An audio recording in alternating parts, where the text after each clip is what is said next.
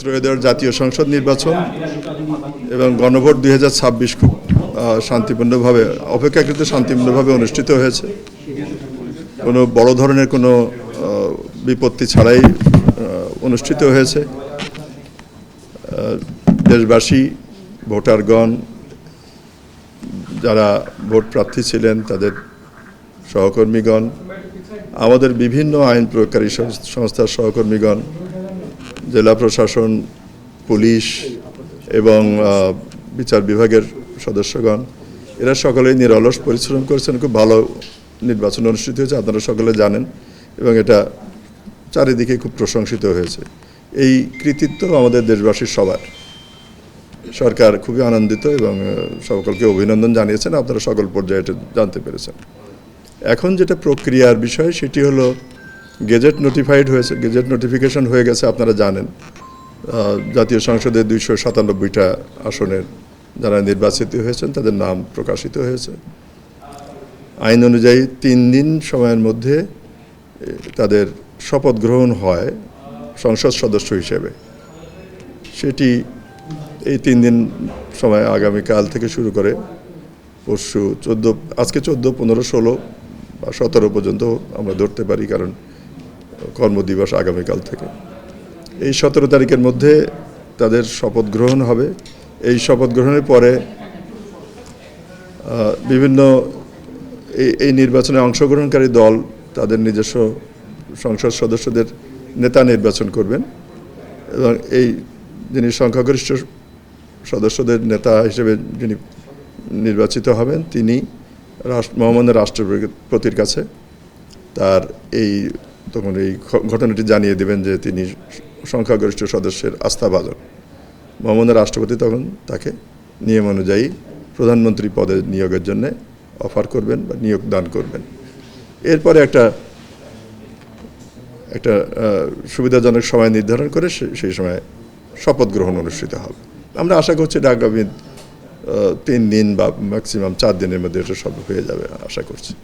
এর চাইতে আর কিছু বলবার দেখছি। কোন তারিখটাকে সামনে রেখে আপনাদের প্রস্তুতিটা কোন তারিখকে ঘিরে? সম্ভাব্য তারিখটা আমাদের প্রস্তুতি যদি নিয়ম অনুযায়ী যদি আমাদেরকে বলা হয় যে এটা আগামীকাল বা পরশু, সেটাও আমাদের প্রস্তুতি আছে। আবার যদি বলা হয় না আমরা ওই 3 দিন পর হবে, সেটারও প্রস্তুতি আছে।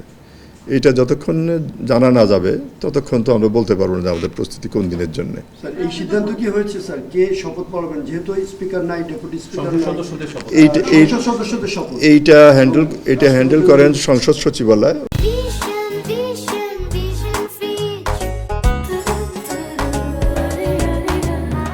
ওখানে কথা বলতে হবে। আপনি জানতে পেরেছেন কিনা? আমি যেটা জানতে পেরেছি এটা ইনফর্মাল, সেজন্য এটা আমি আর বলতে চাইছি না। এখানে নানান রকমের অপশান আছে। স্পিকার বা ডেপুটি স্পিকার বা তাদের মনোনীত কেউ এটা দিতে পারেন। তারা যদি কোনো মনোনয়ন না দিতে পারেন তাহলে সরকার থেকে কাউকে মনোনয়নের ব্যবস্থা করা হতে পারে। এইটা দায়িত্বটা আমাদের নয়।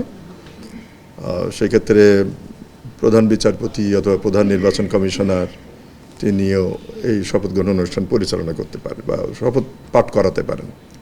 এটা কে হবে না আমি বলতে কোন ধরনের এখন মানে ওইটার প্রস্তুতি আমাদের না। মন্ত্রিসভার প্রস্তুতিটা কোন ধরনের স্যার? কি প্রক্রিয়া? এইটাতে বললাম যে একটা স্টেপ হলো সংসদ সদস্যগণের শপথ গ্রহণ। এইটা হয়ে গেলে তারপরে তাদের নেতা নির্বাচন হয়। নেতা নির্বাচন করলে তখন যিনি সংখ্যাগরিষ্ঠ সদস্য নেতা তিনি রাষ্ট্রপতির কাছে তার সংখ্যাগরিষ্ঠ সদস্যের আস্থাভাজন উনি হয়েছেন সেটা পত্র আকারে পাঠান। সেই প্রস্তুতি আমাদের আছে। যখন এটা হয়ে যাবে তখন মহামান্য রাষ্ট্রপতির কাছে এই পত্র প্রেরণের। এখন কি স্পিকার কেউ আছেন? স্পিকার কেউ আছেন? আপনার মানুষ জানেন তো সংসদ ভেঙে দেওয়া আছে, সুতরাং স্পিকার থাকার কথা না। তারপরে সংবিধানে এই সংক্রান্ত একটা বিধান আছে যে পরবর্তীকালে সংসদ সংক্রান্ত কোনো কাজ যদি পড়ে বা কাজ যদি হয় তাহলে ওই পুরনো স্পিকারকে ওই স্পিকার হিসেবে ধরে নেওয়া হয় ওই পারপাজের জন্য। ক্লিয়ার জন্য যে বললেন যে সর্বোচ্চ 4 দিনের মধ্যে শপথ হয়ে যাবে মন্ত্রিসভার সদস্যদের, সেটাও কি আগামীকাল থেকে অর্থাৎ আগামী কর্মদিবস থেকে? এটা বললাম যে আমাদের যদি আগামীকাল যদি সংসদ সদস্যদের শপথ হয়ে যায়, আগামীকালও যদি হয়, হাইপোথেটিক্যালি বলছি, তাহলে আমরা আমাদের ততক্ষণে জানতে পারবো যে মন্ত্রী পরিষদের শপথ কখন হবে। আমাদের সেই প্রস্তুতি আছে। স্যার, মন্ত্রী পরিষদের আপনার প্রস্তুতি মানে মন্ত্রিপরিষদের শপথ নিতে গেলে বড় একটা প্রক্রিয়া তো আপনার এই আপনি করেন স্যার। সেক্ষেত্রে কতগুলো গাড়ি প্রস্তুত আছে, অতিথিদের ব্যাপারে- অতিথিদের জন্য কি প্রস্তুতি? এত ডিটেল তো নির্ধারিত নয়।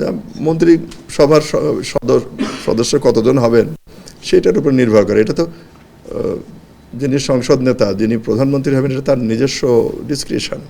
উনি কতজনকে মন্ত্রী হিসেবে এখন দেখতে চান বা পরে দেখতে চান। আপনার কাছে এই ধরনের না না না, আমাদের প্রস্তুতিটা আপনাদের স্যার, মন্ত্রিসভার যারা সদস্য হবেন তাদের শপথ স্যার কে পড়াবেন? পরিষ্কার করে জানতে চাই। স্পিকার রাষ্ট্রপতি পড়াবেন স্যার? যেহেতু এটা আপনার এন্ডের কাজ, ক্যাবিনেট ডিভিশনের কাজ। রাষ্ট্রপতিই তো পড়বেন সংবিধান অনুযায়ী। হ্যাঁ। আর স্যার, ওই যে আপা যেটা জিজ্ঞেস করছিলেন অতিথিদের প্রসঙ্গে, কতজন অতিথি থাকতে পারে, সেই বিষয়ে প্রস্তুতি আপনাদের কি? আপনাদের প্রতিনিধি একজন দুজন যেন থাকেন, এটা নিশ্চিত করে বলতে পারি আমরা। আমাদের থাকাটা পরের বিষয়। আপনি যেটা প্রস্তুতি নিচ্ছেন স্যার, সেই প্রাথমিক প্রস্তুতিতে কতজন অতিথিকে দাওয়াত দিবেন বলে আপনারা চিন্তা করছেন? ছোট কম বেশি হবে 1000, কম বেশি 1000। আপনার কিন্তু সময়টা 17 তারিখ বা 18 তারিখ করে এইটা তো বলতে পারছি না। না, কাজে করছেন কয় তারিখ? আমরা বললাম তো, যদি আমাদেরকে নির্দেশ দেওয়া হয় বা ইন্ডিকেট করা হয় যে অমুক তারিখের অমুক সময় হবে, আমরা সেই মোতাবেক কাজ করব।